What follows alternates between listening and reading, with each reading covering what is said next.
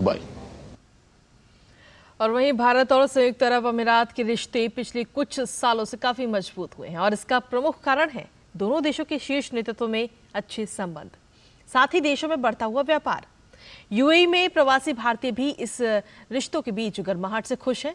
लुलु group के अध्यक्ष और प्रबंध निदेशक MA यूसुफ अली के साथ एक विशेष इंटरव्यू में उन्होंने इस बात पर जोर दिया कि प्रधानमंत्री मोदी के नेतृत्व में भारत विभिन्न क्षेत्रों में प्रमुख भूमिका निभा रहा है। अली ने न केवल संयुक्त अरब अमीरात में बल्कि वैश्विक स्तर पर सतत विकास के लिए अपनी कंपनी की प्रतिबद्धता पर भी प्रकाश डाला। लुलु ग्रुप के अध्यक्ष और प्रबंध निदेशक MA यूसुफ अली से शिशिर शेलार ने खास बातचीत की, आपको सुनाते हैं।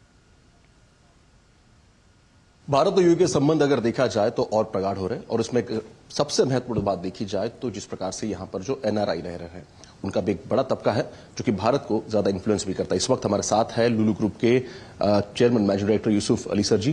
सर, सबसे पहली बात तो संबंध की करते हैं कि किस प्रकार संबंध दोनों देशों के रहे और उसमें अगर बात करें किस प्रकार से NRI जो है एक बड़ा कह सकते हैं कि इंपॉर्टेंट डेस्टिनेशन है या फिर बड़ा काम करते हैं। जब भी नरेंद्र मोदी जी प्राइम मिनिस्टर आने का बाद अरब और इस्लामिक कंट्रीज का साथ रिलेशन बहुत स्ट्रांग है। अभी his highness Sheikh Mohammed bin Zayed the president of UAE and Modi ji का पर्सनल रिलेशन भी बहुत स्ट्रांग है।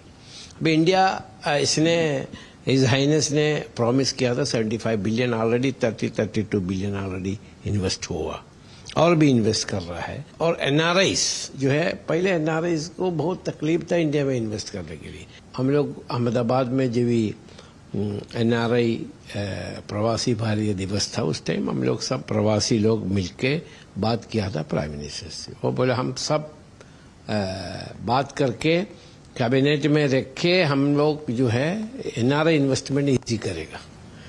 उसका बाद अभी non resident investment is treated as domestic investment. बहुत बड़ा हम NRIs के लिए बहुत बड़ा काम है क्योंकि कोई तकलीफ नहीं है, अभी इन्वेस्ट कर सकते हैं। इस वक्त हम COP28 के फोरम पर है तो ऐसे में बिजनेस तो हो रहा है लेकिन सस्टेनेबल बिजनेस हो रहा है कि नहीं, सबसे बड़ी बात है। क्योंकि आप अगर देखा जाए एक नजीर होगी पूरे इसमें जो इन्वेस्ट कर रहे हैं, तो ऐसे में किस प्रकार से आप भी भारत में इन्वेस्ट तो कर रहे हैं लेकिन सस्टेनेबल इन्वेस्टमेंट किस प्रकार से कर रहे हैं? देखो, ये सबका फर्ज है तो एनवायरमेंट प्रोटेक्ट करने के लिए हमारा कंपनी और हम पर्सनली भी इसमें ज्यादा इनिशिएटिव ले रहा है। कंपनी जो है ये सस्टेनेबल एनर्जी, एफिशिएंसी, ये जो पैनल सोलर पैनल में जाना, प्लास्टिक को अवॉइड करना, ये सब काम हम लोग भी बहुत तेजी से कर रहा है और हम लोग स्टेट गवर्नमेंट और सेंट्रल गवर्नमेंट के साथ मिलके भी कर रहा है। जैसे हम लोग GCC में सब गवर्नमेंट के साथ मिलके हम लोग ये इनिशिएटिव ले रहा है। तो ये थे यूसुफ अली जी ने स्पष्ट कहा कि भारत में इन्वेस्टमेंट जरूर बढ़ेगा लेकिन ये इन्वेस्टमेंट ग्रीन इन्वेस्टमेंट होगा। आने वाले समय में अगर देखा जाए जिस प्रकार से इनिशिएटिव भारत ले रहा है उस पर भी ध्यान केंद्रित किया जाए तो देश को सुजलाम सुफलाम बनाने में एक महत्वपूर्ण योगदान होगा।